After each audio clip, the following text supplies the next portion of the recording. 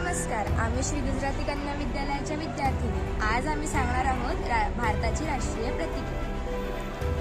भारताचा राष्ट्रध्वज कोणता? तिरंगा. भारताचे राष्ट्रीय गीत कोणते? जनगणमन. भारताचे राष्ट्रीय चलन कोणते? रुपया. भारताचा राष्ट्रीय खेळ कोणता? हॉकी. भारताचे राष्ट्रीय फूल कोणते? कमळ. भारताची राष्ट्रीय मुद्रा कोणती? अशोक स्तंभाचे 4 सिंह. भारताचे राष्ट्रीय फळ कोणते? आंबा. भारताची राष्ट्रीय मिठाई कोणती? जिलेबी.